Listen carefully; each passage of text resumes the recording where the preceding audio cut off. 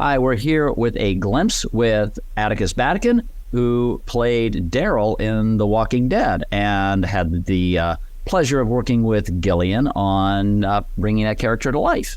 I did.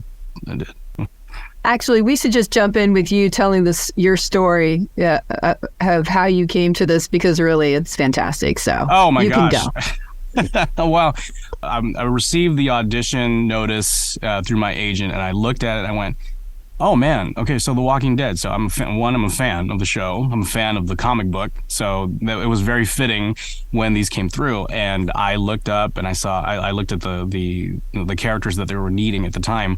And I believe it was Shane, Rick, and the governor. And though I could do like a pretty decent impression of all three, like the one that I was most comfortable with, the one that I had in my wheelhouse already, was Daryl. So I gave it my all. I gave my best governor impression. I gave my best Shane impression. I wasn't very comfortable with Rick. So I went ahead and did that. And I kept thinking in my head, I'm like, if only they had Daryl, I could nail that one. I really could. I felt like I'd nail it.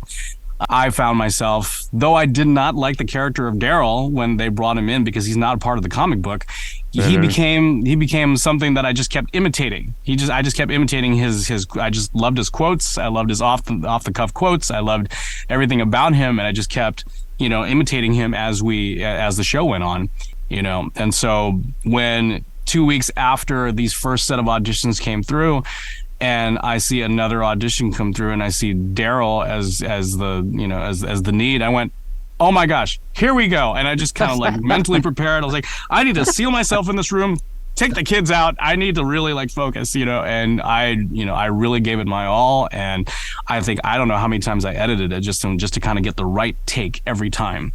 And so I submitted it. I got a call back. They gave me some notes. I recorded it again.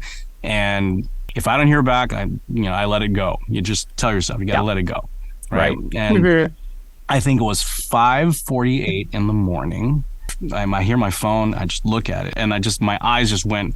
I opened up my phone. And I go, does that say booked? And I'm looking at it, it's from my agent. And I said, okay. So I'm just clearing my eyes. I put my glasses on, and I'm in the room. The baby's asleep in our room. My wife is still asleep. I'm sitting going, and I'm just like, I can't believe it. I can't believe I got it, And, it all just kind of came coming down on me like an avalanche. And I said, okay, now how do I mentally prepare for the actual session? And, it's probably one of the biggest sessions I've ever had.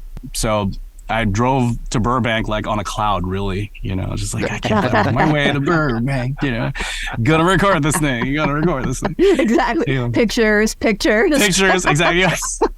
Exactly. And I had to ask Gillian when I was there, like after like a couple of, when we went through the process, I said, is anybody going to believe me? Because I started getting like this imposter syndrome thing, and you reassured me like nobody's going to think that. And I said, well, thank you. Yeah. I'm really, really, really appreciative of all that. What's so funny about that, as you said, and he's getting his own show, and that's the reason you have the part, because Norman Reedus was supposed to do it. Right. Essentially, he could not get time off from shooting the show. Right. And so finally, even after we'd already been recording, and eventually it was like, it's just not going to happen. It's like, so can we release for a sound-alike? And that's why there was such a gap between the first set of auditions and then Daryl coming in. I see. Okay, so that makes sense. Well, I dare say worked out the way it was supposed to. Oh, well, thank you, Gillian. You obviously had already prepped. I mean, it's fascinating to me how things like that can line up.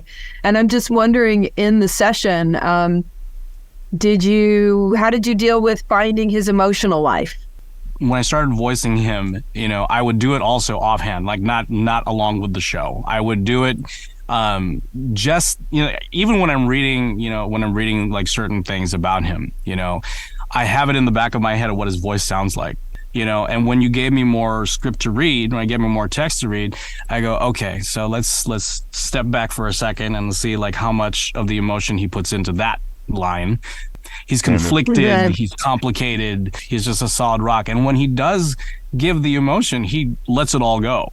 It's almost like there's those extremes with him. Do you believe that you could put Daryl in just about any situation to know how he's going to react? I think so, yeah.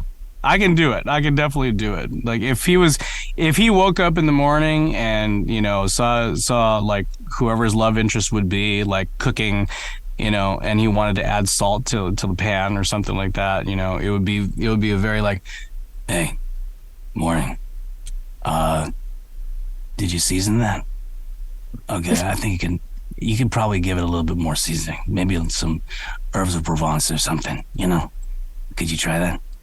No? All right. I guess I'm going outside then.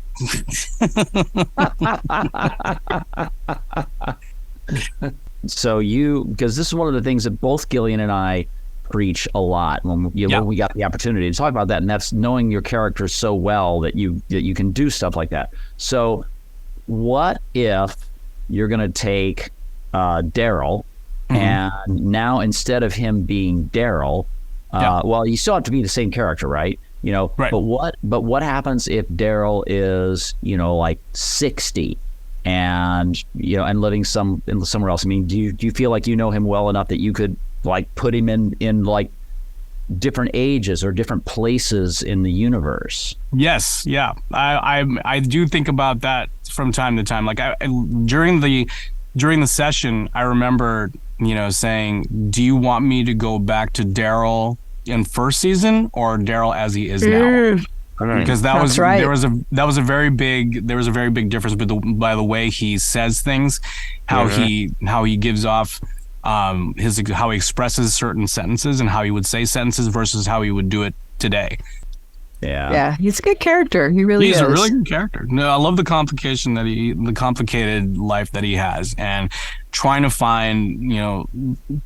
forever find the happy medium of life, and he never quite finds it. You'd think that he's going to fall in love. You'd think he's going to find that person that's going to just, complete him. There's still that part of him that he just can't bring back, and I think that's what makes him such a well-rounded character.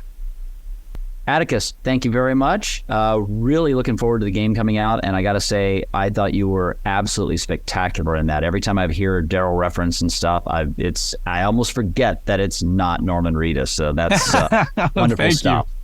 Thank you so much. I really appreciate it. It was a lot of fun, and I really, really enjoyed embodying Daryl.